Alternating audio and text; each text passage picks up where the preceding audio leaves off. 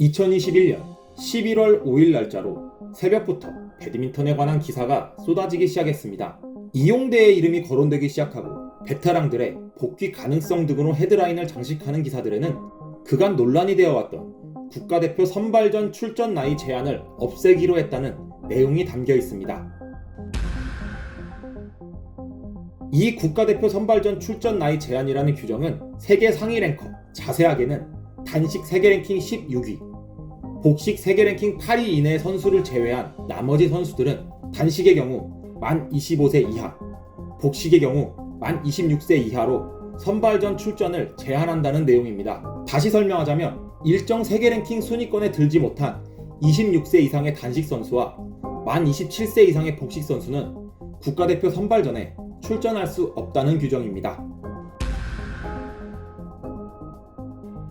협회의 관계자는 이 규정이 가능성 있는 어린 선수들이 대표팀 승선을 통해 대한민국 배드민턴의 미래로 성장하는데 일조한다는 취지로 만들어졌다고 밝혔습니다. 하지만 현재의 실정을 보면 올림픽의 처참한 성적을 필두로 최근 치러졌던 수디르만컵, 토마스 앤 우버컵과 같은 굵직한 국가대항전에서 일부 종목을 제외하고는 라이벌 국가들에 비해 현저하게 뒤처지는 모습을 보였고, 이에 국가대표 선발전 출전 나이 제한 규정 또한 내부적으로 도마에 오르게 된 것으로 보입니다.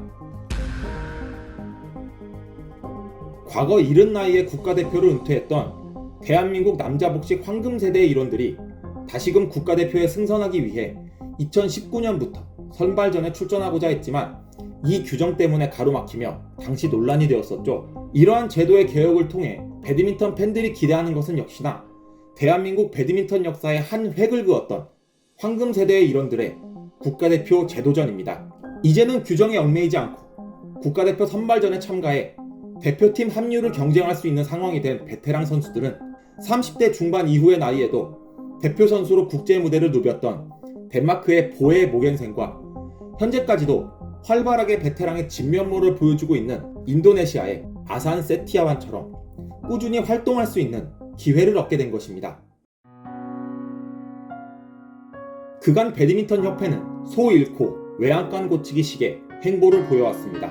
고성현 신백철 선수가 소송까지 불사하며 직업 수행의 자유를 찾아 국제대회에 출전하게 된 것과 여자 복식 세계 랭킹 10위였던 정경원 선수의 청와대 국민청원으로 국대 선발전 심사 과정에 의혹이 제기되고 국민들과 여론의 관심이 증폭되자 그때부터 공청회를 열고 심사위원회 평가 점수를 10%로 줄이는 등 2017년 이후 시작된 배드민턴 대표팀의 암흑기를 방증하듯 아쉬운 모습들을 보였습니다. 게다가 은퇴 선수인 고성현 신백철이라는 과거 협회의 규정에 맞서 소송까지 불사하며 국제대회에 출전의 열정을 불태웠던 선수들이 최근 프랑스 오픈과 같은 메이저 국제대회에서 세계 1위를 꺾고 우승하며 회의감에 둘러싸여 있는 배드민턴 협회를 향한 시선에 기름이 부어지기도 했죠. 이번 국가대표 선발전 출전 나이 제한 규정 삭제가 되는 상황 또한 크게 다르지 않습니다. 현재 세대교체가 원활하게 이루어지고 있는 중국, 일본, 인도네시아와 같은 나라의 사례만 보아도 신예들은 올림픽 메달리스트와 같은 베테랑들 사이에서 성장해왔고 현재의 경쟁력을 갖추게 된 것입니다.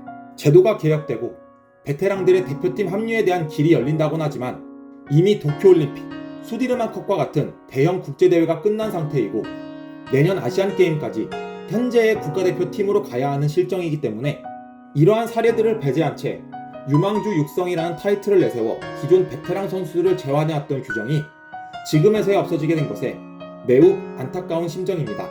생활체육으로는 최고의 인기 종목이지만 엘리트 체육으로는 철저한 비인기 종목의 서름을 겪고 있는 배드민턴.